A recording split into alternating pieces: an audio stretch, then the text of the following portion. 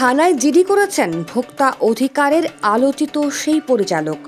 ভুয়া Facebook account এবং Facebook পেজের বিরুদ্ধে অভিযোগ এনে এই পদক্ষেপ নেন জাতীয় ভোক্তা অধিকার সংরক্ষণ অধিদপ্তরের ঢাকা অঞ্চলের পরিচালক মোহাম্মদ আব্দুল জব্বার মণ্ডল। তিনি ৩১ মার্চ তেজগাঁও থানায় এই জিডি করেন। সেদিনই নিজের ফেসবুক আইডিতে এক পোস্টে এ তথ্য জানিয়েছেন আব্দুল জব্বার মণ্ডল। এ সময় পোস্টে তিনি ভুয়া বা নকল কয়েকটি ফেসবুক অ্যাকাউন্ট এবং ফেসবুক পেজের স্ক্রিনশট যুক্ত করে দিয়েছেন। পোস্টে তিনি লিখেছেন, আমার নামে এবং আমার ছবি ব্যবহার করে কিছু নকল ফেসবুক অ্যাকাউন্ট এবং ফেসবুক পেজ খোলা হয়েছে। এই বিষয়ে জিডি করা হয়েছে। এ ব্যাপারে সবাইকে সতর্ক থাকার জন্য অনুরোধ জানানো হলো। পোস্টের শেষে তিনি ঈদের শুভেচ্ছা জানিয়েছেন।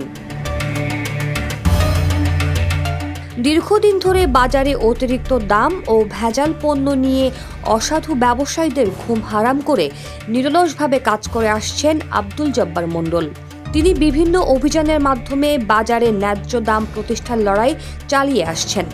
তিনি তার শান্তশিষ্ট স্বভাব ও ধৈর্য শক্তির মাধ্যমে বিক্রেতাদের সঠিক দামে পণ্য বিক্রি করতে বাধ্য করেন, আবার শাস্তি বা জরিমানা প্রদান করেন।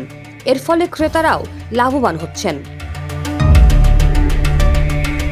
চলতি বছরের রমজান মাসে ভোক্তা অধিকার সংরক্ষণের নানা কর্মযজ্ঞে বাজারে পণ্যের দাম ছিল নিয়ন্ত্রণে। যেসব কর্মকাণ্ডে সামনে থেকে নেতৃত্ব দিতে দেখা গেছে আব্দুল জব্বার মণ্ডলকে। এই সংক্রান্ত নানান ভিডিও সামাজিক যোগাযোগ মাধ্যমে বেশ আলোচিত।